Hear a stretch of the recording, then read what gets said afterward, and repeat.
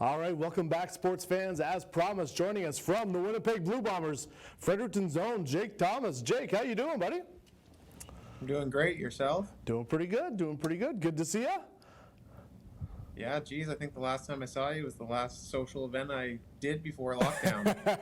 I was going to get to the curling tournament. There were lots of stories about that. I definitely want to touch on that here as we go. But obviously some big news coming out for you guys with the CFL. Looks like a return to play here for August of this summer. Some exciting news. Obviously last year unable to get on the field to defend your Grey Cup. So maybe wanted to know a little how excited you're going to be to get back in the pads and go out and bang some heads here for the Winnipeg Blue Bombers.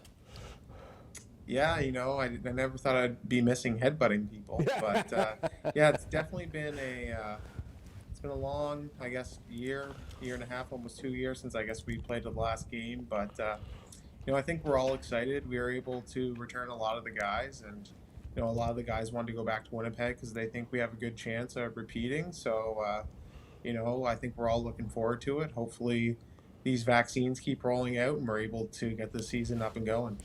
Yeah. I wanted to know too, I mean, for a guy who's played football, since he was, high school or more, so probably, 15, 20 years, probably your first year where you haven't had, contact on a weekly basis here during the fall, does your body feel almost weird? Like, oh, this is what my body's actually supposed to feel like, not being in a car wreck once a week? Is it going to be weird sort of getting back? I always tell people, just even in a normal off season, I just get soft in the off season. I'll jam a finger. In February or break a nail, and it's the worst thing that ever happened. Then you see me in September, October, I have fingers pointing in different directions. I can barely walk, and I feel great. So I think I'm one of those people that enjoys the pain a little bit. I think it makes me feel alive. Obviously, for maybe the longevity of my life, it was probably good to have a year off. But for the most part, the body feels good, just ready to get back out there. That's good to hear. Obviously, your last memory of being on the field is a good one. You were presented with the Grey Cup, hoisting that here for the Blue Bombers. You guys won the last Grey Cup here that was played. Coming back from that, like you said, a lot of players returning. The momentum from that year, how are you guys going to sort of get back to camp here and sort of recreate that magic you guys had winning the last Grey Cup? Yeah, I'm not sure really how much momentum you can carry from 2 years previous, but I think the biggest thing is we have a good amount of veterans coming back and we know what it took to win. Yeah. So I think that standard of work and kind of the amount of time and effort people are going to need to put in to be able to become a champion, I think guys know that, and I think that's became the new standard. For any of the new guys, you got to kind of bring them along and show them the standard that this is how Winnipeg Blue Bombers plays football.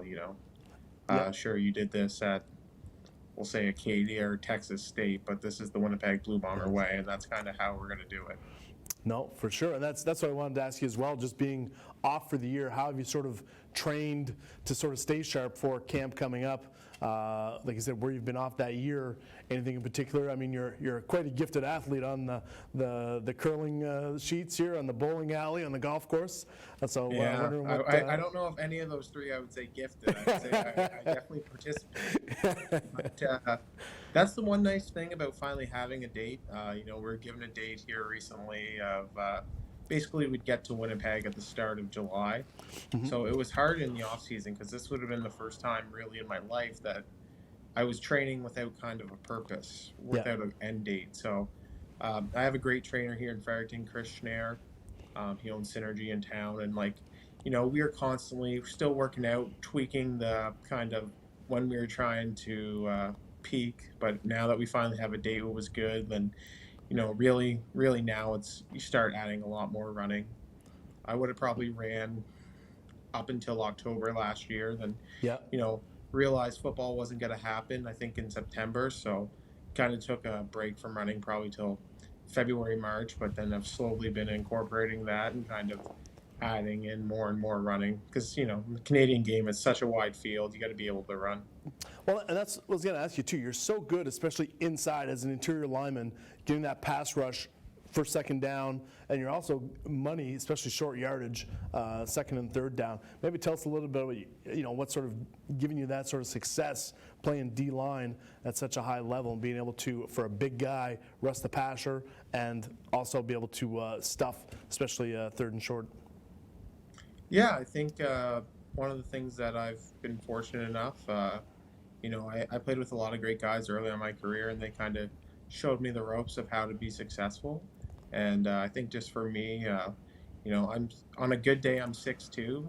For the most part, offensive linemen in the CFL are a little bit taller, so I have that natural leverage. Then it's just, so that helps getting under guys, especially in short yardage situations. It's kind of low man wins and who can get off the ball the quickest. And, Yeah. the majority of my running, I would have ran this morning with Nathan Clark, who's a great up and coming prospect who's committed to Carleton. Unfortunately, he wasn't able to go. This would have been his first year, so next year will be his second. But first year playing, we're just constantly working on get off and just racing. So football as a defensive lineman, it's pretty simple. Get off the ball fast and don't be scared to throw the first punch. Yeah, that's words to live by right there. But you've also been very generous with your time, especially back in Fredericton, having some sports camps here for young and upcoming football players, especially in the minor program. Great turnout. Listen, a lot of Blue Bombers come down and support that as well and help out at the camp. Maybe tell us a little about running some sports camps here for helping the local athletes. Yeah, so unfortunately this year we weren't able to run it just all with COVID and just kind of, travel in and travel out. And I didn't want to be one of those big super spreader events, but, you would have been at my third curling tournament, I guess, last year. So we were able to raise a bit over $20,000 for local sports in Fredericton, $10,000 for minor football, $10,000 for minor curling. Then the following day we have sports, like a football camp for, kids. Basically, as long as they can be at the camp and not cause an issue, so as young as 6, probably up to 20, we have kids there, and we'll normally invite the female gladiators team too, so we have some older ladies, but it's just a great chance to get a lot of professional football players in there and helping kids out. We've had, for big name guys over the years, we've had Matt Nichols has came down to the camp, starting quarterback for the Ottawa Red Blacks. We've had Andrew Harris, who's, the best player in the CFL. Mike Miller, if, there hadn't been the season shortened or the year before canceled, would be the all-time leading special teams tackler. Then, a handful of, very productive CFL players come every year. We've had Mike Filer, who's been a starting center for about a decade in Hamilton, Jesse Briggs, Derek Jones, John Rush, the list goes on and on, Brian Jones. So, it's a great way for me to be able to fly in my buddies and have a great time, but, it's a great way for all the kids to, get to learn from a professional. I was lucky growing up. My older brother was, a highly regarded defensive lineman at Acadia, a couple-time All-Canadian, but I also had Dan McCullough, who would have played a few years in the BC Lions, so I always had great mentors, so it's just me being able to give back to the kids and, showing them, try to bring in as many Canadians as possible and show them, you can play professional football. Appreciate you taking some time out here for us. All the best heading out to camp, getting back on the field this year. Look forward to seeing you in the blue and gold once again, defending that Grey Cup, and definitely look forward to getting back up here to that curling event. A great fundraiser here in the Fredericton region.